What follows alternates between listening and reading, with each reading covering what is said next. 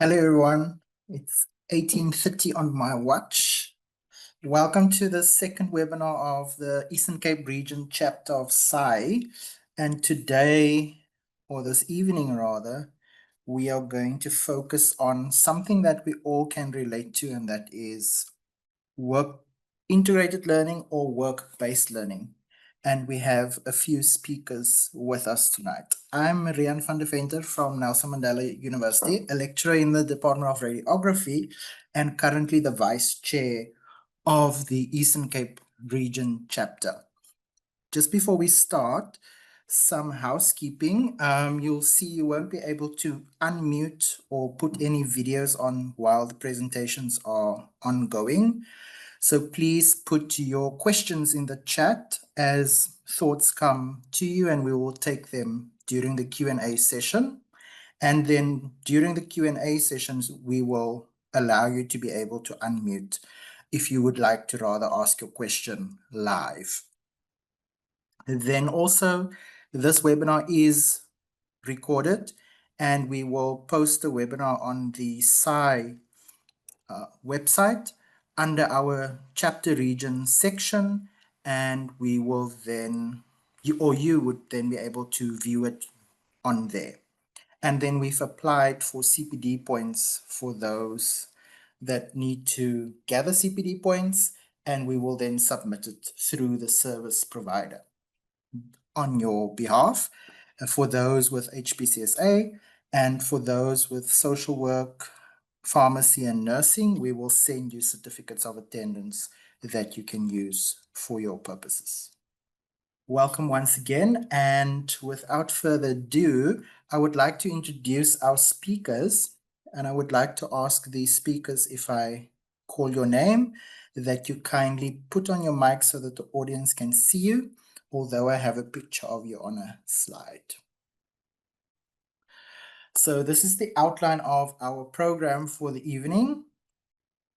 And you would see the first speaker will cover two topics, and I will introduce the speaker once, and then the speaker will continue with both topics at the same time, and we will then move on to each of the other speakers. So introducing the first speaker is Prof. Ilse Trüter. Prof, if you can put your camera on briefly.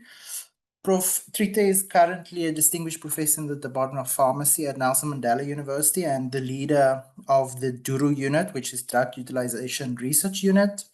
And she's also the director of School of Clinical Care and Medicinal Sciences. She holds 2 doctorates, one in pharmacy and one in business management. And she has completed several courses pertaining to her interest as a pharmacist and a pharmacy researcher. And she has vast experience in research, as you can see on the slide, but she has a very special interest in clinical pharmacy and pharmacoepidemiology. She has a long-standing career that spans across many years with many accolades to her name. And she is also currently an elected member of the South African Pharmacy Council, a fellow of the Pharmaceutical Society of South Africa, and a council member of SAI, as well as the chair of the Eastern Cape Region chapter. And she will also have a few words at the end to say. So that's our first speaker. Our second speaker is Prof. Annelie Gresser, who is currently the HOD in the Department of Dietetics and Human Nutrition at Nelson Mandela University. And she has been an educator for 35 years, and she's worked in both public and private institutions. She specializes in food service management, and she's also currently on the board for dietetics and nutrition with the HPCSA. And she has a long-standing career in research and education, as you can see. Welcome, Prof. Gresser.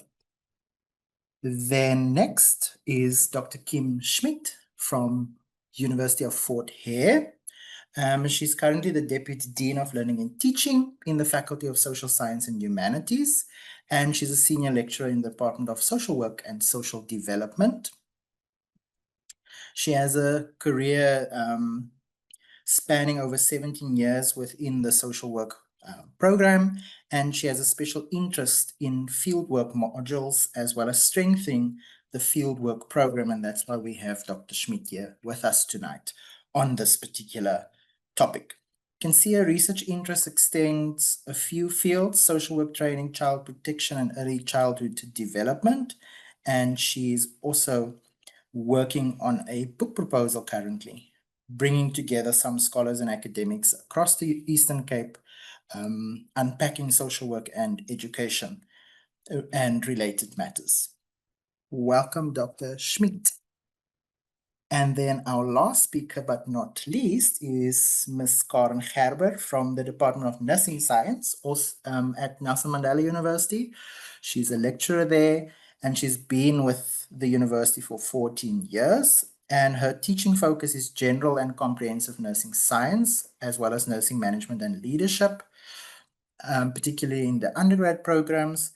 And her teaching philosophy revolves around student-centeredness and humanizing pedagogy, but she also wishes to encourage students to adopt a lifelong learning approach, but also, more importantly, a love for the nursing profession. She has also received the Faculty Emerging Teacher Excellent Award in 2019, and she's been involved in various roles in the department, spanning from curriculum development, design, and assessment. Her research interest, nursing education, is at the forefront of it, particularly the e-learning space, as well as how to improve learning and teaching in nursing. Welcome, Karen. So that then brings to the end my PowerPoint for the beginning, and I now call upon Prof. Trita to please share her screen and commence with her presentation. Good evening, colleagues. I just want to find out, can you see my screen and can you hear me clearly? Yes, Prof. Thank you, Rian. A warm welcome to our webinar tonight. It's my privilege to introduce the topic, Work-Integrated Learning and Work-Based Learning, a reality check tonight. It's a very short presentation. All our presentations are fairly short for hopefully interaction at the end. The word reality is deliberately circled on this presentation, but first let us quickly look at the official definitions. Work-integrated learning, as defined by the CHE, an umbrella term to describe various educational strategies that connect, and it's important words, connect formal classroom learning with workplace environment. Work-based learning, educational approach used in professional and occupational qualifications to provide students with real-life workplace experience that will allow students to apply their theoretical learning and technical skills in the workplace. And I've used here the definition that we use in our South African Pharmacy Council documents. But those are possibly the two terms that are the most familiar to most people. But there are many other terms that are also in use, such as experiential learning, internship, externship, project-based learning, problem-based learning, also sandwich education or sandwich program, service learning. So there are many terms that are currently used. In work-integrated learning, the student is the nexus, the connection between the classroom and workplace learning. In a way, it's like test driving a career. They get a little sneak preview of what will lie ahead of them in their career, in the specific discipline they are in, with the aim to create fit-for-purpose graduates. So tonight we're going to look at work-integrated learning and all the associated terminology through many lenses, from many angles as well, so that we can try and comprehend a complex topic, but a very important topic in higher education. This quote is for me appropriate because in a way we open the door into the reality the reality check. We opened the door for our students to see a little bit about what is happening in the real world. And then our logo for tonight on the opening slide was stairs, so that they can start climbing the stairs into the workplace. Teachers open the door, but you must enter by yourself. And it is meaning the students must enter, but we are trying to open the door for them into the workplace, to give them a preview.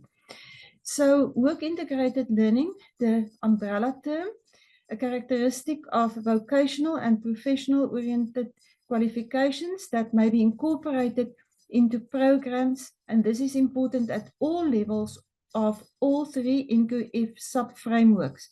WIL can take many forms, as we've already said. WIL can be understood as learning for work, learning at work, and also learning through work, not in isolation, but in combination, where these types of learning could all be considered within WIL arrangements. So although we focus on WIL, it's the umbrella for all the other modalities or all the other ways we also expose our students to the workplace. So Dr. Kim and myself had the privilege on the 9th of April this year to attend the University of South Africa Learning in Practice Community of Practice workshop in Johannesburg. There we've learned that in South Africa there are WIL guidelines, University of South Africa, Council on Higher Education, and the Quality of Trades and Occupations, the skills program for work-based learning practitioners. So there are documents around, but there is no overarching national WIL policy. And the whole idea of this meeting was to bring people together and see and brainstorm such a policy. But just before I carry on, I just want to check, the reality check again. Have any of you looked at in your documents that you module guides, in your prospectus, in your university department or faculty, what are the terms or what is the term that is used most in your institution? I've done it for our faculty and it was very interesting. So I'm challenging my colleagues at Nelson Mandela to do the same, and also at the other universities. We often see a variety of these terms being used. Work integrated learning is officially in South Africa the umbrella term. A tripartite alliance between the employer, the student, and then our educational institutions, with the curriculum our binding factor. Work integrated learning should ideally be credit bearing, and it should have documented outcomes, activities, assessment methods, and criteria. And it must refer to the NQF level descriptors. So just very briefly, because there's a lot that one can say, we do not have time. Institutional requirements. Ideally, there should be a central work integrated learning office at every institution. The reason is WIL is not only in health sciences, it's also in other faculties, other disciplines at our universities. Institutions should have a clear work integrated learning strategy and policy. There are legal documents, formal documents linking agreements with employers and workplaces. WIL should be formally managed, and there's also orientation, which is resource intensive as well, as we know. There are many pieces of legislation that govern or that are important for us to take into account when we look at WIL. There are 23 pieces of legislation that I've counted, but examples: the Labour Relations Act, the Basic Conditions of Employment Act, Occupational Health and Safety. Our students are exposed to the workplace. Also, the government documents become important. National Development Plan, for example. Financing WIL, a big issue at the moment in South Africa, funding in higher education. WIL doesn't come free of charge. It needs to be supported and subsidized, similar to other modules in the curriculum. It often requires students to relocate or to travel, and this should be recognized in the funding formula. Also, the visits to students on site and for assessment and quality assurance purposes. There are roles and responsibilities, and I'm not going to read the slide. These are the parties involved in WIL, and each one of them have a specific role and a specific responsibility. For example, I'm just now going to present on our professional body in pharmacy, the South African Pharmacy Council. They've got the HPCSA has a special role in it.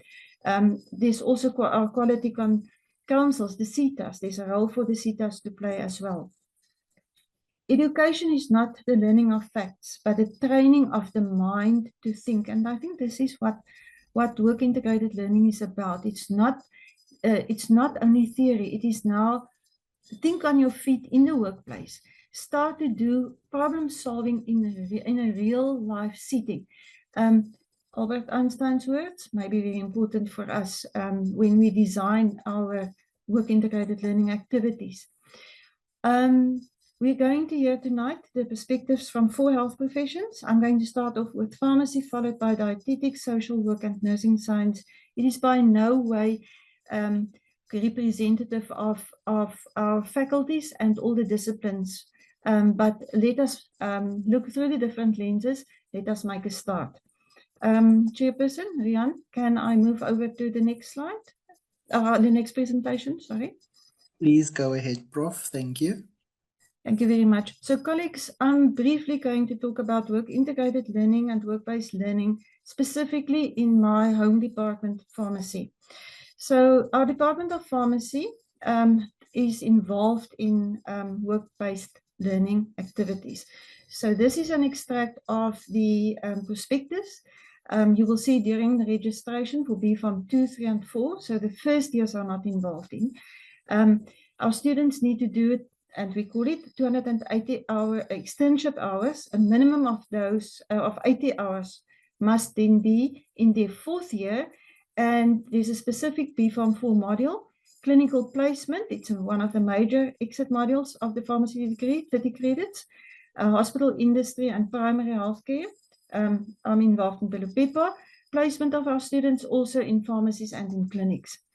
We know that the challenges are the scheduling of work-based learning placements, the transport and accommodation. I like figures. Okay, so I want to see, I always want to see the bigger perspective. So there are over 17,000 pharmacists registered in South Africa out of our population of over 60 million people. There are 9 pharmacy schools in South Africa producing approximately 800 graduates per year, BPharm students. Apologies, this should be not BPharm 4, this should be BPharm students. From 1st to 4th year, there are nearly 5,000 students in South Africa every year who are enrolled for a 1st, 2nd, 3rd, or 4th year of the pharmacy degree. And this is important to know when we talk about work-based learning. So South African Pharmacy Council has embarked in 2023 to develop guidelines for work-based learning. And I was, in the previous council, I was chairperson of the task team for this, so it's very close to my heart. This has been published as Board Notice 477 of 2023 for comment, and we have received comments. It is aligned with a new BPharm curriculum that will hopefully be published for comment very soon and then introduced within the next 2 or 3 years. So these 2 documents are going to guide us into the future of pharmacy. The qualifications currently in the pharmacy environment is the basic, post-basic assistants, the technicians, and then our 5,000 students enrolled for the Bachelor of Pharmacy degree. There are 4 specialty master's degrees, and then there are also at the moment 4 supplementary training courses. And all of these qualifications in pharmacy will in future involve a component of work-based learning. So this is now compulsory in pharmacy as we are moving forward with our revised new curricula and our introduction of our new courses. So the BPharm curriculum will look like this in the future. A minimum of, in each year, there's a minimum of a number of hours. So in 1st year, minimum of 40 hours, equivalent to 1 week work-based learning. And then it progressively gets more to 160 equivalent hours, equivalent to 4 weeks work-based learning in the fourth year. Simulation will be allowed where it is very difficult, because it now depends on where the 9 pharmacy schools are located. For example, industrial pharmacy, we're very close to one of the biggest pharmaceutical manufacturers. So it's easy for us here to place our students in industry for a certain number of days, but it may be maybe more complicated for other universities. So then simulation will be allowed, but it will be guided by Pharmacy Council. The new curriculum will also then allow exit points. So after first year, if a student decides, I've seen a little bit about pharmacy, I don't want to become a fully fledged registered pharmacist, but I'm interested to just be an assistant, they will be able to exit as a basic, post-basic technician, first, second, third year, or as a fourth year, obviously it's pharmacist intern, and thereafter it is the community service year still. The exit points will be governed also by council, and there will be additional activities and examinations. It's not as if the first year will now be equivalent, but it is a new innovative approach. This will allow our students to get training that is relevant, that is current, and that they will really learn how to also work with patients, work with customers. The document that was open for comment and that is currently being revised for final publication contains paragraphs, guidelines on these different topics that I've listed here. So, for example, there must be annual planning, communication regarding the placements, the scheduling during the academic year, annual feedback must be given to council. There must be study guides developed. The preceptors must be appointed. The assessment, there are guidelines on guiding us on how to do the assessments. If students decide to work more hours, and they are allowed to get remuneration for those hours, not the hours that they work for work-based learning, as part of work-based learning. Financial considerations, the vaccination service, the status indemnity cover. Colleagues, I do believe it is innovative, it is new, and it is going to make I trust it will make our BPharm graduates even more valuable in the workplace because of work integrated or work-based learning. Thank you, Rian and colleagues. That's the end of my presentation. Thank you very much, Prof. For everyone, just a reminder, if you have any questions for Prof. Trita, to put them in the chat and we'll get to them during the Q&A session after all 4 speakers have had their say. I now invite Prof. Grisse to the floor to share the dietetics and human nutrition perspective on world and workplace learning. Thank you, Prof. Thank you, Rian. I'm going to just quickly share my slides. Do you see them? Yes, Prof. Okay. There it goes on. Oh, sorry, it goes too fast. Okay, what do we see as well? We use the same definition that Prof. Trita has given us out of the CHE's document Work Integrated Learning Good Practice Guide of 2011.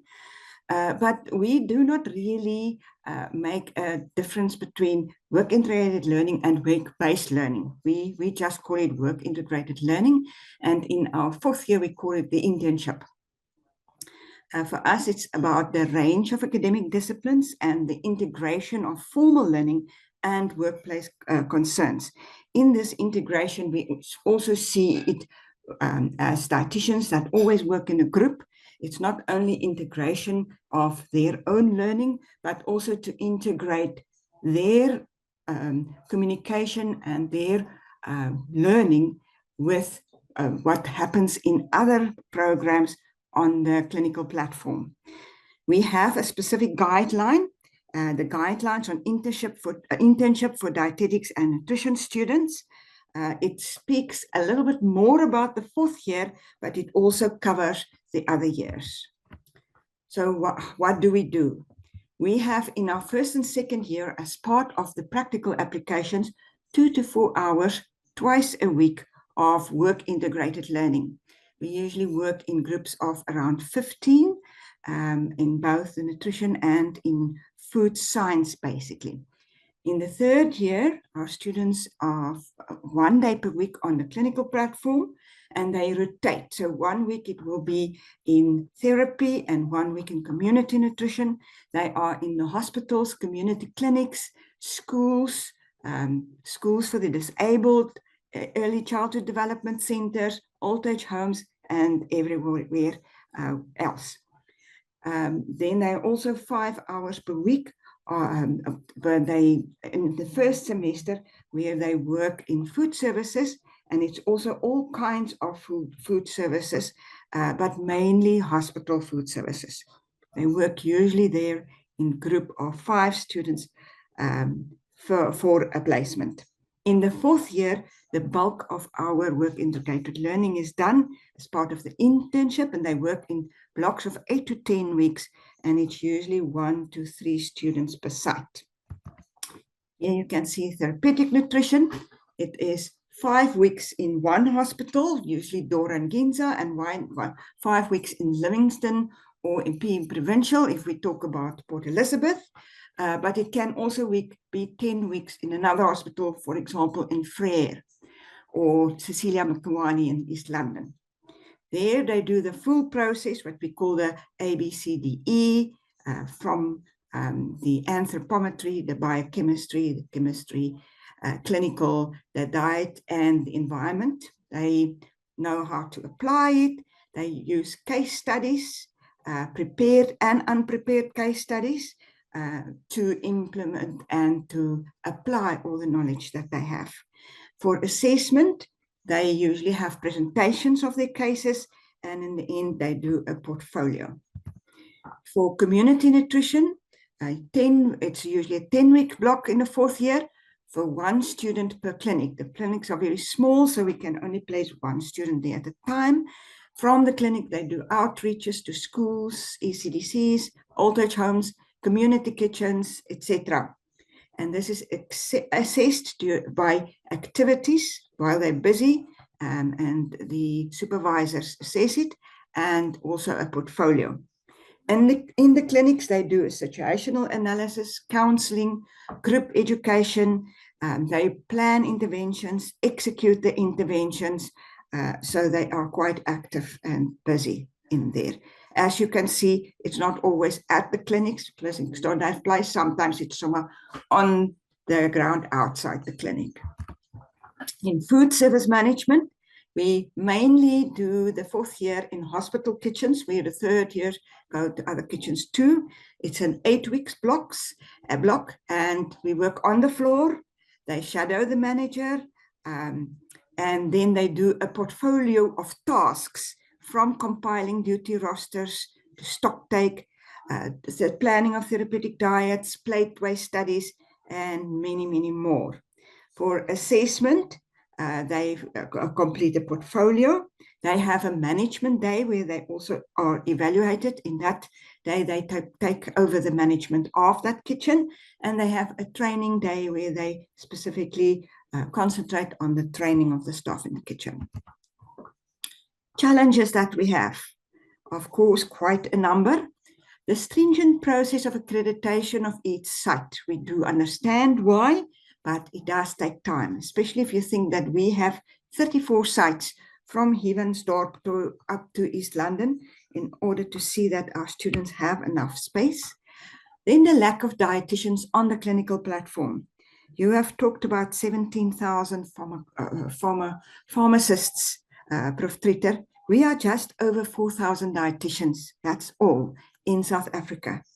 We do not have enough people to place in all the clinics and the hospitals, so we have only a few. It means that we have to have a whole host of part-time staff at the university who assist our dietitians, and our students on the clinical platform.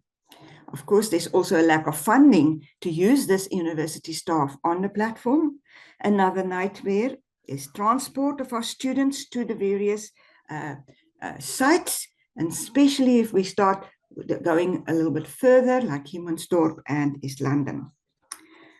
The students work a total of 39 weeks during the 4th year to complete their blocks.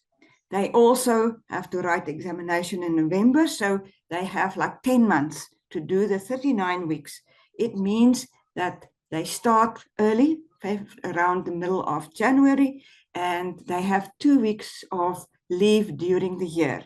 From in the 3rd year, having quite a number of weeks of leave until now, or recess until then the 4th year, does create problems. And safety, due to the fact that the clinics are often in remote areas, safety is always a concern for us and something to think of. Successes, building relationships with colleagues in the community, recognition of what we do, students start their experiences, they put the theory into practice, they gain confidence, and our program, due to the fact that we are there all the time, meet the needs of the community and stay relevant. Of course, in the end, the students graduate. It's part of success. Thank you very much. Thank you very much, Prof. Then I call to the floor Dr. Schmidt to share the social work, social development professions perspective. And for those that would have a sense of the different boards, you can see we have a mix of the 4 different boards regulating the different professions with us. Prof. Thank you so Dr. much. Schmidt, you can go ahead. Thank you so much. Thank you for having me. Today, I will just be sharing an overview of the BSW program at the University of Fort Hare, focusing specifically on the fieldwork modules. In social work and at Fort Hare, we call work integrated learning fieldwork. And then I also just wanted to share a little bit about some of the changes that we were forced to make during COVID. And we call those our sort of non-traditional fieldwork opportunities. And just share some of the things that the students, or the input that the students have given with regards to those. Okay, let's move on to the next slide.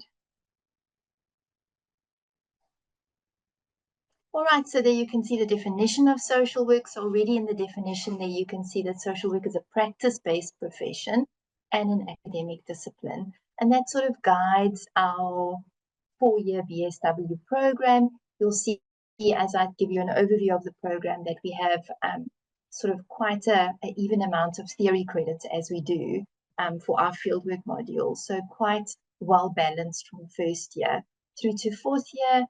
We know that the students learn by doing, and that's a very important part of the social work training. We want them to be able to graduate into the profession and already have had that experience.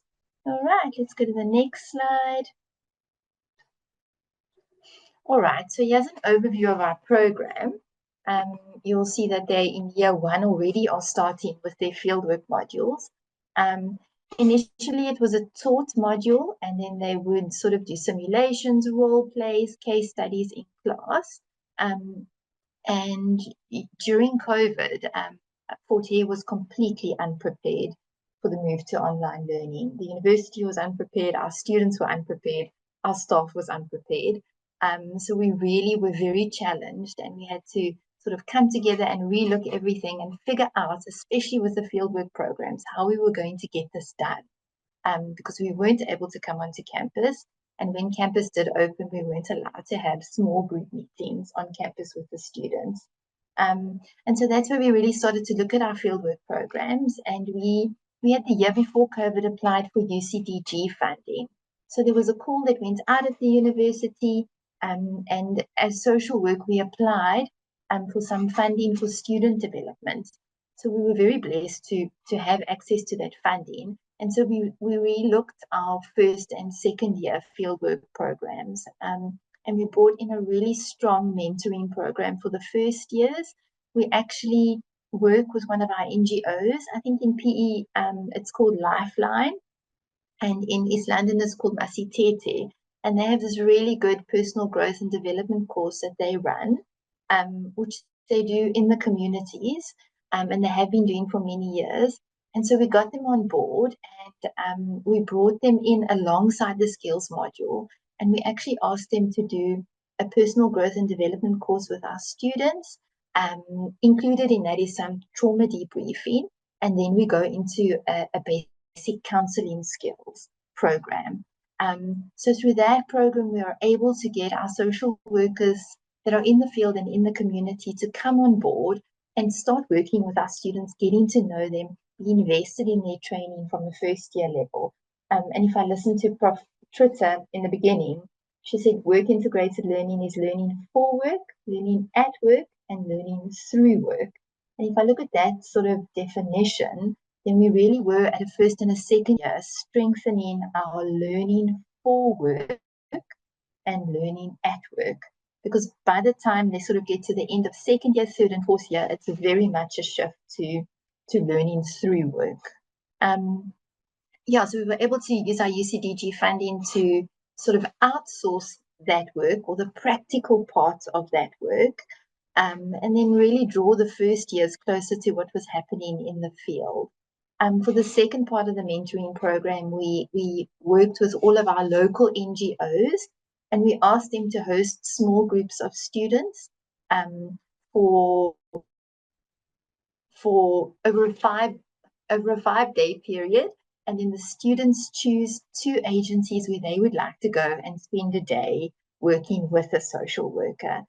So it links to our areas of specialization, and the NGOs were wonderfully supportive. They came on board, and they were able to then take small groups of students for a day at a time and really introduce them to the field so that the students could check whether this was the right degree for them. Can they see themselves working in the field, doing the kind of work that they're spending a social or a day with, in terms of social work. And so that's how we strengthened our first year program. And since COVID, we've actually kept that mentoring program there.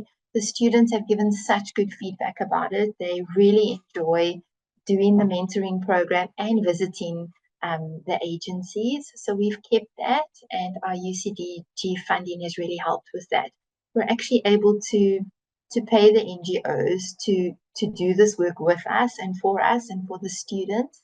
And it's really sort of solidified our partnership with them, because we're able to give them something back for all of the work that they do with and for our students at a third and fourth year in the program. And then at a second year level, we accessed the same funding, and we were able to really strengthen and introduce a mentoring program. So at second year, the students go into the groups in the communities, they do an assessment, and then they actually implement a group work program. And so we were able to get a really strong group of experienced social work supervisors on board, and they work with the students during that time, mentoring them and supervising the work that they do, also connecting them to different communities and group work opportunities in the field. All right, then at a third year level, it's a 32 credit module, 16 credits in the first semester, and then again in the second semester. And for that program, the students all go to school-based placements. There was a massive cry in East London for support or social work support at our schools. And so we were able to sort of respond to that, and we now place 2 or 3 students at most of our schools where there's a need for social work interventions. And then we have a very strong group of experienced supervisors who work as off-site agency supervisors to support the students in that program. Fourth year, our students do a modified block placement, and they go from Monday to Thursday over a 4-month period, also supported by a very strong team of supervisors in the field. All right, let's go to the next slide. There you can see a picture of our team in the department. Okay, so what we did as we sort of came out of COVID was we did a research study with our students. We just wanted to get feedback from them in terms of the non-traditional fieldwork opportunities that we'd introduced. Did they like them? Did they learn from them? And that sort of guided us in terms of the way forward. Do we keep these or do we go back to the old way of doing things? And the students in that study were able to share some of the effects of COVID on their learning. And then we asked them just to share in terms of the effectiveness of the non-traditional fieldwork opportunities. And they confirmed that it was really good for them to receive supervision and mentorship through the programs.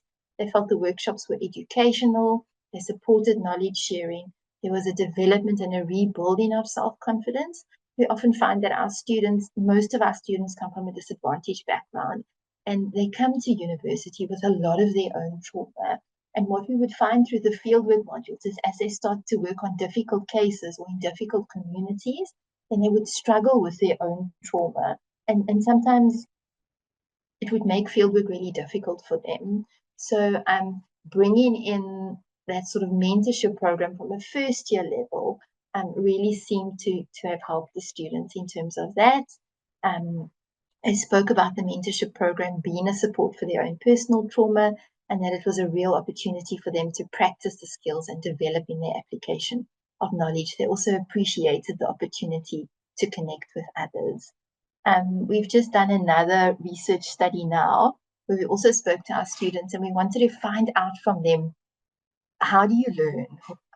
What is the best way for us to engage with you and to support your learning? And they mentioned some of these fieldwork, non-traditional fieldwork opportunities and activities in that study too. So some of the interesting things that they spoke about was they said that having a lecturer who's approachable is really good for their learning and encourages them to learn and it's supportive of their learning. They said they enjoyed doing the interactive workshops, the site visits to the placements really seemed to have made a lasting impact on them and confirmed for them that either social work is the right thing for them. And we've also had quite a few students who have been asked to be counseled out of social work and into different disciplines. And they also spoke about case studies being a really good way to do assessment. And interesting, not really related to the presentation today. We thought that they would say that they were going to tell us that online learning was better and they preferred the online assessments. But they actually said no. They said they preferred being in the classroom, and that they didn't recommend being 100% online or doing online assessments because they weren't as supportive for their learning. And then one of the challenges, and they also mentioned it in this study, was transport costs related to fieldwork. So we have no funding, no budget to help students with transport costs. So, and 99% of our students are on NSFAS, so all their transport related costs are for their own expenses. And that is something that we really as a department are working on. All right, so we've just found that the use of these non-traditional fieldwork opportunities have been really effective in coming alongside the more traditional ways of doing fieldwork. And we are continuing to explore ways of assisting our students with transport. And what really came through in these studies was how important it is to adopt a humanizing pedagogy and also approach in the classroom and in the fieldwork modules. Thank you so much, everybody. Dr. Schmidt. As Ms. Gerber is getting ready to take the virtual floor, just a reminder to the audience to keep the questions coming in the chat so that we can start with those for the Q&A or get your thoughts ready for the Q&A session after Ms. Gerber. Okay, so I'm just going to talk a bit about what we do in nursing here at Nelson Mandela University. Okay, so as I was saying, I work with Prof. Treter and Prof. Gresse within our faculty, and it's still we learn from each other. I'm going to share a bit about nursing within Nelson Mandela University. We also call it work integrated learning or practical. I think sometimes the pain of most of our students' lives. We start within the very first year of nursing already, Bachelor of Nursing qualification. We're in our new curriculum, regulated by 174 from South African Nursing Council. It is different to the previous qualification. Our students have always started from the first year, but we have changed it around slightly where our first year start, they go out in beginning of April, and they start within the clinics, primary health care, where it is more, it's wrong to say healthy patients, but not the acute care that they would usually see in hospitals. That's one of the biggest changes within our qualification or curriculum. And then the first year only get exposed to acute care in the second semester to try and assist with that transition from being a scholar and now developing into a professional with nursing. Our work integrated learning forms part of the theoretical program. So they have lectures 1 or 2 days and then 1 or 2 days of practical work on the clinical platforms within 1 week of academic time. So I think that's probably one of the aspects that complicates the qualification, as it is sometimes very difficult for the students to swing between thinking about class and then thinking about the clinical platform. We also previously was unable to give the students any recess because of the volume of hours that they needed to complete. That has come down quite extensively or substantially within our new qualification. Although we only carry 165 credits of practical, which means 1,650 hours, SANG still requires our students to complete a minimum of 3,000 hours across the 4 years in order to achieve their qualification.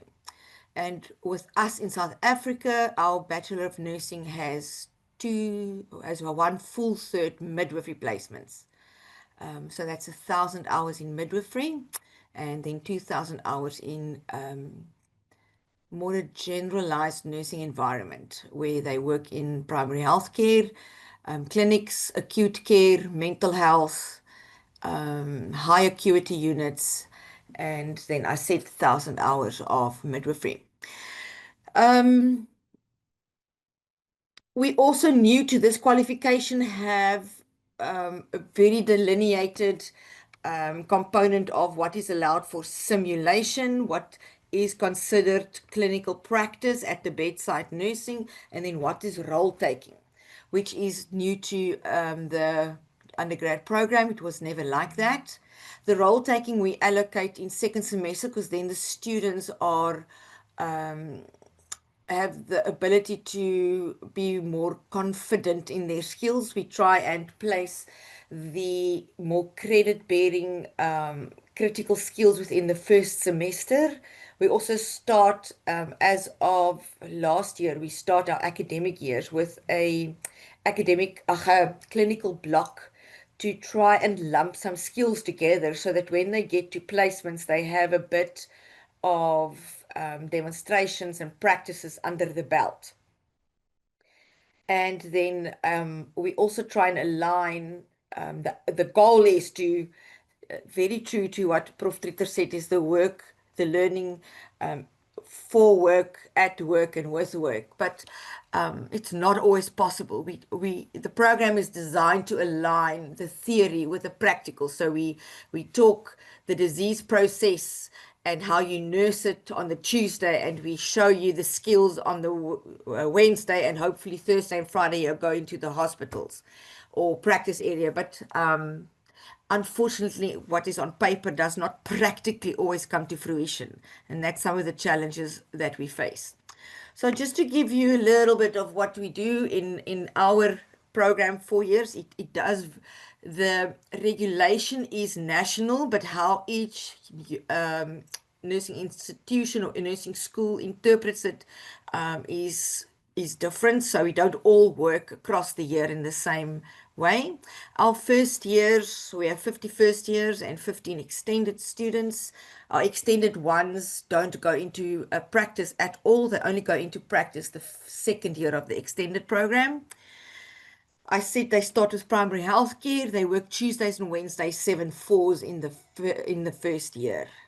And then in semester 2, the Fridays are added because their modules are a little less. And that is then added to the role taking. They now have some skills that they've gotten used to and comfortable with, and it also fits in the acute care setting better. Second years or the third year extended is about 60 students usually. They share their placements across the year in primary health care and acute care meaning the hospitals, and we start them with antenatal in the second semester. And that is one of the challenge areas we're experiencing us here in Nelson Mandela Metropole, specifically is our midwifery placements, because we have 4 nursing education institutions. It's us as Mandela University, it's the Lolita College, it is Life Healthcare as well as Netcare, and they also place extensively. So we sometimes really struggle with a number of students that we could place, so we're needing to expand the placements. We have also had some closing of maternity units and public health institution matters that's not resolved. So our placement areas become less, and we needed to start placing our second years from second term, which means April already in antenatal, although they'll only get the theory in the second semester, and that to us is problematic. So we need to build in additional skills blocks, but we are working around that. They go to practice on a Thursday and a Friday, and they work 7/7s in the second year. The third years or fourth year extended, their program is probably the most complicated of the 4 years. They have to do 3 different types of placements. They do acute care on a Monday, and in second semester mental health on a Monday, and then they do midwifery. The biggest bulk of midwifery sits within the third year. They do Mondays 7/4s, and then Thursdays and Fridays 12-hour shifts. And because of the limited midwifery placement areas, our students rotate between day and night. So they'll be in class on a Wednesday doing their nursing theory modules and clinical simulation. And then Thursday, Friday, either day duty in the MOUs, midwifery and obstetric units, or night duty the Thursday and Friday. So it really is, it is hard on our students, the work with the theory learning, etc. But it is what our qualification is. They also do role taking second semester. Then our finalists or fourth years, with our new program, they focus more on high acuity nursing in the fourth year.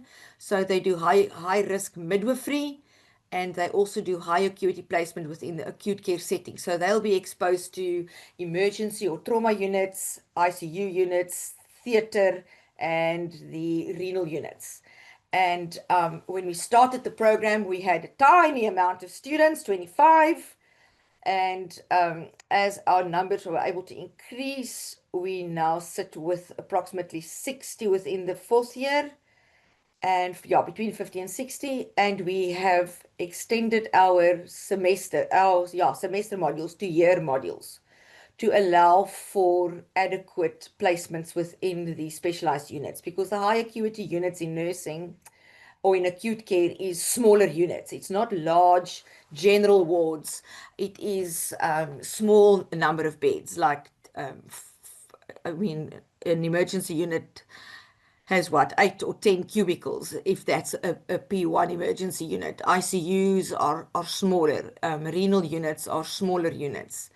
So our students need to be less in allocation numbers, so 1 or 2 of them. At the moment, they work in pairs, because it's also better to link the student with someone Some of the experiences can be traumatic, although we try and we don't try and orientate. We do orientate at the beginning of each skills block, but you can never really anticipate the trauma a student might experience. So we find that pairing them is much better. They work, they in classes Mondays and Tuesdays, and then Wednesday to Friday they work 7/7s across the full 4th year. So in total, at the end of 4 years, they need to have 3,000 hours, 1,000 midwifery and 2,000 general and comprehensive nursing care. With us in our department, we have a clinical coordinator that oversees the placements. Here about by October this year, she will plan the academic weeks of the next calendar year and start working out the hours that is available and looking at placements, student numbers, etc. Our first years only rotate per semester because they are the very new and students who need to adjust and orientate to the profession. In second year, they rotate per term, and then third and fourth year, it looks a little different. It's more to meet the specialized placements. Our students have our forms or booklets that they have to have with them that needs to be signed. It's a legal document required by our council. And we have what we call clinical workbooks or registers, where per year they need to prove that they have, well, we sign for the demonstrations that we've done on the skills that is critical for assessment and competencies. But there's also so many other things that as novice nurses they need to be exposed to within practice. So we find our students reporting that they're chasing signatures. It's literally what the students call it. And with a new qualification, we really try to move away from that and link it to the critical need to have, must be competent in, the fluff and the nice to know, and one day you might need this, decreasing that, and yet it is still a very vast amount of skills or tasks or activities that they need to be able to see, do, experience, witness, etc., in order to achieve their outcomes. Most of the skill demonstrations takes place within the curriculum itself, in our simulation laboratories, which is one of the aspects that is close to my heart. There's so many other ways that we can teach these students, like Dr. Kim explained with COVID. We had a trial, myself and a colleague, on video snippets, and we found that it really made a very big difference for our students. But like everything else, you know, we are able to fall back into the old grooves of been there, done that, same old, same old. So it takes constant rethinking of how we can do things more differently and more smartly for our students. We use a Lippincott series for clinical skills to support the students. It's an international database. Our council is revisiting their stand on simulation and blended and hybrid learning and teaching, but is definitely not as advanced as some of the other councils within the healthcare industry. It just is what it is. They still expect printed procedure manuals for our students, for practice partners to see what students are supposed to be doing, etc. And that sometimes complicates our clinical modules as well as the resources available. We are expected as nurse educators to do certain amount of hours per student per year clinical accompaniment, and that becomes very, very difficult to achieve if we have a full academic calendar to also see to. And the resources for mentors and preceptors is complex, very complex. Some institutions, like some of our private practice partners, have preceptor programs within their hospitals, and then their preceptors assist in looking after our students as well. and then in other hospitals it's non-existent, and we need to find mentors, or us as academics need to accompany students when they do clinical placements. The headaches, I've alluded to some of them. We are multiple nursing education institutions here in Mandela Bay vying for the same platforms, but also also nationally. Western Cape has similar issues. And the skills don't become more, the skills become less. Our patients are in hospital for decreased periods of time, and we don't have our students witness some of the more complex skills that they're going to be solely accountable for as the professional nurses one day.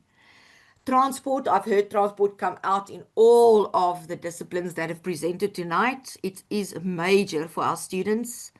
And you can think that our students go 2 to 3 days a week. Some of our students reported at one of our transport meetings that it costs them 600 Rand a week just to get to some of the clinical placements. And our students don't have that. They are biggest portion of our students are NSFAS students. The supervision on the clinical platform is problematic. Nursing is my whole professional heart. I will always fight for it, but sure, it is difficult in practice. There is lack of adequate staff. Our students so many times get left alone. It's not new. It certainly isn't new. I was an undergraduate student in 1989, and I was running the ward as a second-year student in December. So it is still present, but the risks have quadrupled if you can think about how many things have changed within practice. I spoke about the accompaniment of the students, which is a requirement by our governing body, governing body, but to physically implement it sometimes is very, very hard. Qualified staff on the platform are not taking their teaching role seriously. And sometimes we can understand if I need to look after my patient or to walk around with a student, my patient comes first. That's your oath as the professional nurse. But we can be smart about it and include various activities, and that needs to be strengthened within the clinical platforms or on the clinical platforms. Students are still seen as part of the workforce. Again, one of our practice partners very nicely had a status document in their hospitals regarding their students not being part of the workforce, and they seeing a big difference in the students' outputs and meeting objectives on time. It is really difficult to do. They are definitely ahead of most of us in the nursing education environment. The completion of the workbooks and hours is problematic for entrance into summative exams. And that is one of the headaches we are grappling with at the moment within our faculties. I've asked for some advice as to how do you regulate it? Do you mark your students in critical skills need to be achieved before exams and the rest you can make up later? And how do we balance that? And what if the student doesn't come back? There's just so many variables always, but we are working at it as best as possible. And then safety, we've had some safety issues, I think always, but not as severe as we've seen in the last 2 to 3 years. Safety such as in personal safety, students being assaulted or mugged or robbed on the way to practical placement or back from practical placement, and even in some of the institutions held at gunpoint in an emergency unit or in a clinic, and that's very traumatic to the students. We do try and assess our placement areas. It is accredited by SANC, which we apply for on a cycle of every 5 years. But if we are aware that there's a problem within a specific environment, we as the academics and educators do assess the situation and decide whether we are going to use it again or not. But we also realize that the ones we then start excluding increases the load on others. And that is problematic, as well as in the acute care facilities, we also have other programs like medicine, like emergency medical care, vying for similar skills, which then becomes also a problem for the students, irrespective of which program you're from. But we have lots of successes. We still graduate competent students into the profession who then go and do ComServe and professionally care well for their patients. We are proud of our graduates. We have good partnerships with the clinical platform staff, especially the departments for staff training and development, where our students fall under and where they can, go and ask for advice and assistance. We've started following a longer academic year in our faculty, and I think that will reap some benefits for our students going forward. We start the 3rd week in January and finish the 2nd week in December, where usually it was just the 28 academic weeks. So that also gives a bit more time for them to complete clinical hours and skills. And then our new qualification has got 1,500 hours less than the old one. So that is a blessing in disguise. Our students have recess in the first semester. They have the recess in April, the recess in June, and the recess in September that they can have without not making up the time if they diligently adhere to their schedules. So it is much better than it was before. But there is still a long way to go in order to make it student friendly and make them fall in love with nursing rather than realizing how hard it is. But I also have to add that without the clinical, it would be very, very difficult to actually function as a professional nurse once you walk out. It is just such a necessary component. But we can definitely be smarter about how we go about it and include other aspects that is not there at present, which I would love to see happening. And that's what I have to share with you. Thank you. Thank you, Karen. Okay, colleagues, we've heard 4 voices from 4 different professions. There's been 2 questions in the chat that I've seen, and we've run out of time. But the one was related to funding from Liesel Hudson, colleague from Cape Town. And I see there's been 2 responses to the question in the chat for everyone to read. It appears from the responses that it is a struggle, but there are some mechanisms that the dietetics department, for example, has shared in the chat that they are using that could be helped.